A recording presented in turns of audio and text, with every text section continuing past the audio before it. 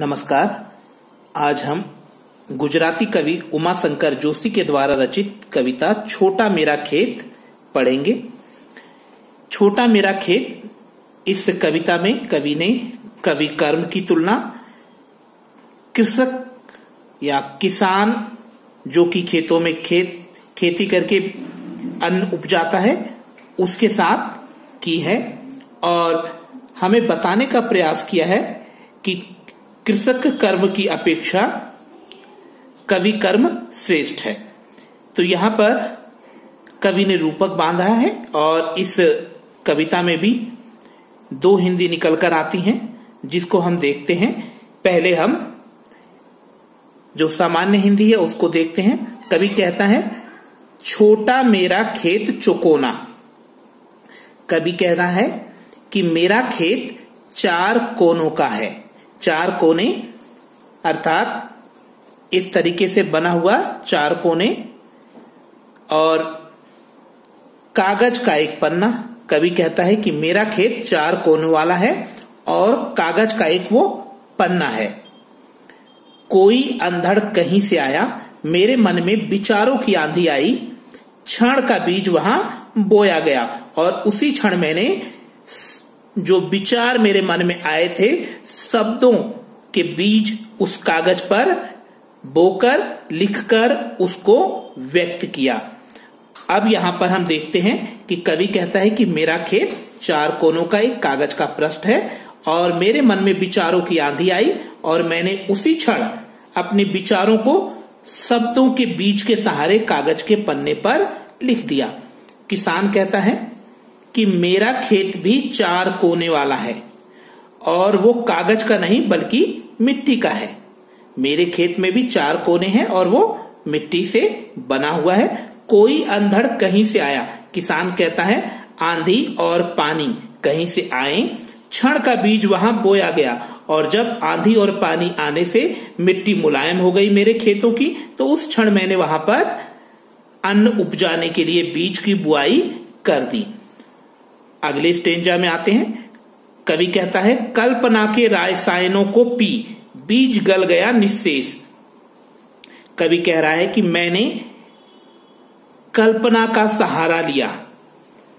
अपनी कविता को लिखने के लिए कागज के पृष्ठ पर मैंने कल्पना का सहारा लिया और उन कल्पनाओं के द्वारा मैंने अपनी अभिव्यक्ति कविता की कागज के पृष्ठ पर उकेरी। बीज गल गया निःशेष। और कवि कहता है कि निःशेष अर्थात कुछ भी नहीं बचा, कुछ भी नहीं बचा। मैंने सब कुछ, बीज गल गया निःशेष अर्थात मेरे मन में जो विचार आए उसको शब्द रूपी बीजों के द्वारा मैंने सब कुछ कागज के पृष्ठ पर व्यक्त कर दिया और कुछ भी निःशेष शेष बाकी नहीं रहा। अर्थात मैंने अपने मस्तिष्क में कल्पनाओं का सहारा लेकर जो भी मेरे मन में विचार आए थे शब्द रूपी बीज के द्वारा उसे कागज पर मैंने उकेर दिया।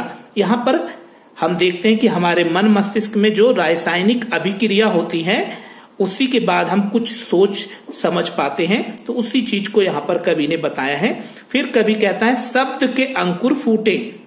मैंने जो अपने विचार शब्दों के द्वारा इस कागज पर लिखे थे, अब उसके अर्थ अंकुर फूटे अर्थात उस शब्दों का अर्थ बाहर निकलने लगा है। लोग मेरे उस कविता को जो मैंने शब्दबद्ध की थी उसका अर्थ समझने लगे हैं। पल्लव पुष्पों से नामित हुआ विशेष। मेरी कविता पल्लव पुष्प यानी रस छंद अलंकारों से सज गई है। अब यहाँ पर जो किसान है वो क्या कहता है, कल्पना के रासायनों को पी अर्थात जब मैंने आंधी आने के उपरांत, पानी आने के उपरांत बीजों की बुआई खेतों में की, तो मेरे खेत में बीज ने क्या किया, रासायनिक अभिक्रिया की अर्थात पानी से, वायु से, मिट्टी से केमिकल रिएक्शन किया और बीज गल गया, जिसके उपरांत जमीन में बोया गया बीज गल गया निःशेष और कुछ भी शेष नहीं बचा। उसके उपरांत शब्द के अंकुर फूटे अर्थात उस बीज के अंकुर फूट निकले। हम ये देखते हैं कि जब मिट्टी में बीज दबाया जाता है तो कुछ समय बाद उसमें अंकुर निकल आता है।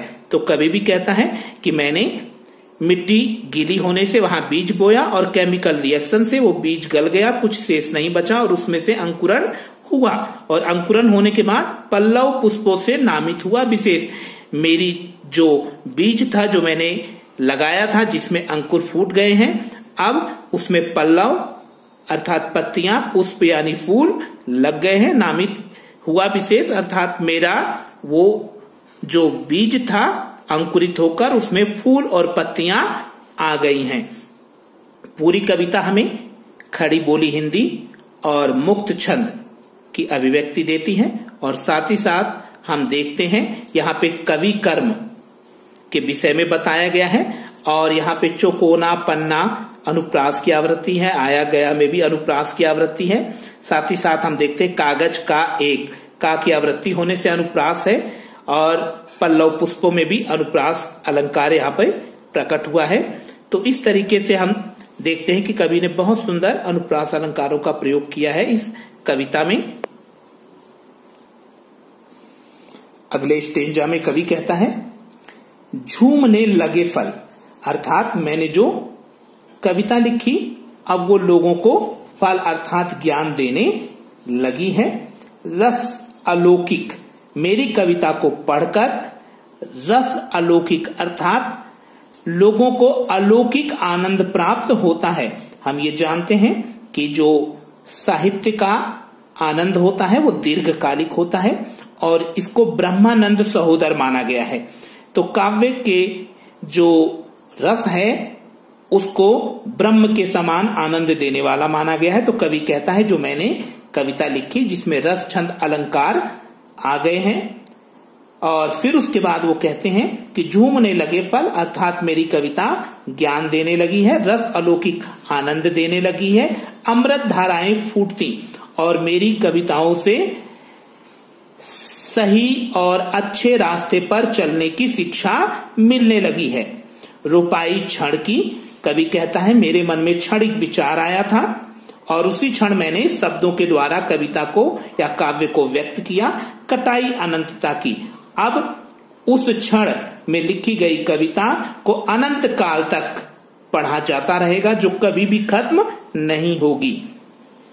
लूटते रहने से जरा भी नहीं कम होती, मेरी कविता को कोई कितना भी पढ़ेगा वो कभी भी खत्म नहीं होगी। मेरी कविता ज्ञान देने लगी है, आनंद देने लगी है, अमृत धाराएं फूटती, उसे पढ़कर अमृत का सा आनंद प्राप्त होने लगा है और सही और सच्चे रास्ते पे चलने की सीख मिलने लगी है। रुपाई क्षण की, मैंने क्षणिक मनोदशा में भावाभिव्यक्ति की और अब उसकी कटाई अनंतता की। जब तक सृष्टि रहेगी, पृथ्वी रहेगी, उसको लोग पढ़ते रहेंगे। लूटते रहने से जरा भी कम नहीं होती, लेकिन उसको कितना भी कोई पढ़ेगा वो कम नहीं होगी बल्कि और बढ़ेगी। अब यहाँ पे किसान क्या कहता है, झूमने लगे फल। कवि के बाद किसान कहता है कि मैंने जो बीज लगाए थे आंधी और पानी आने पर उसने रासायनिक अभिक्रिया करके उसमें अंकुरन फूटा और उसमें फूल और पत्तियां लगी और उसके पश्चात उसमें फल भी लग गए हैं। रस अलौकिक, मेरी जो बीज मेरे द्वारा बोया गया जिसमें फल लगे हैं वो आनंद देते हैं, उनको खाने से आनंद मिलता है। लेकिन साहित्य का आनंद दीर्घकालिक होता है और किसान के द्वारा लगाए गए फल का आनंद क्षणिक होता है। तो यहां पर आपने अगर आम खाया तो उस आम के स्वाद का एहसास आपको सिर्फ 10-15 मिनट रहेगा, लेकिन यदि आपने कोई कविता पढ़ी, कोई कहानी पढ़ी तो उसकी शिक्षा आपके जीवन तक कायम रहेगी और आने वाली पीढ़ी भी उसका लाभ उठाएगी। इसीलिए किसान कह रहा है कि मैंने तो जो फल लगाया, जो मैंने बीज लगाया था उसमें फल आने लगे हैं और उसको खाने से आनंद प्राप्त हो रहा है। अमृत धाराएं फूटती और उसका आस्वादन करने से, उस फल को खाने से मानो अमृत का सा आनंद मिल रहा है। रोपाई क्षण की, किसान कहता है कि जब कोई अंधड़ आया था उसी क्षण मैंने बीज की रोपाई की थी और कटाई अनंतता की। लेकिन ऐसा किसान दावा नहीं कर सकता है, क्योंकि किसान जो अनाज उपजाएगा, जो फल उपजाएगा, एक दिन वो नष्ट हो जाएगा, चाहे कितना भी हो। अगर वो 100 क्विंटल अनाज उगाता है और उसमें से 1 किलो भी कम हो जाए तो वो कम ही होगा, बढ़ेगा नहीं।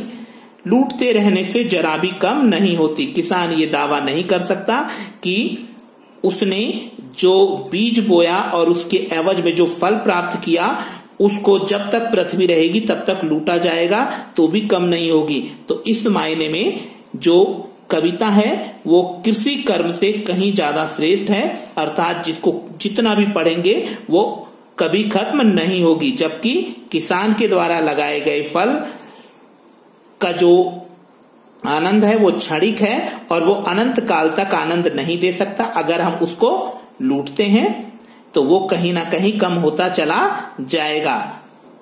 रस का अक्षय पात्र सदा का, कवि कहता है कि मेरी कविता अक्षय पात्र के समान है। अक्षय पात्र अर्थात जिसका जल कभी खत्म नहीं होता, जिसका आनंद कभी खत्म नहीं होता।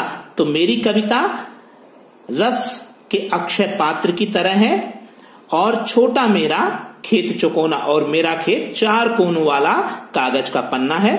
और किसान ये दावा नहीं कर सकता कि मेरा जो कृषि कर्म है वो अक्षय पात्र की तरह है, अर्थात जिसका अन्न या फल कभी खत्म नहीं हो सकता। और किसान कहता है कि मेरा भी खेत 4 कोनों वाला मिट्टी का है।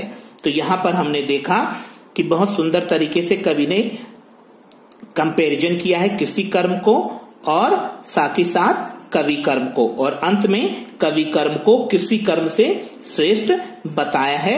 और अक्षय पात्र में रूपक अलंकार हम यहाँ देखते हैं और साथ ही साथ खड़ी बोली हिंदी और मुक्त छंद का यहाँ पर प्रयोग किया गया है। धन्यवाद।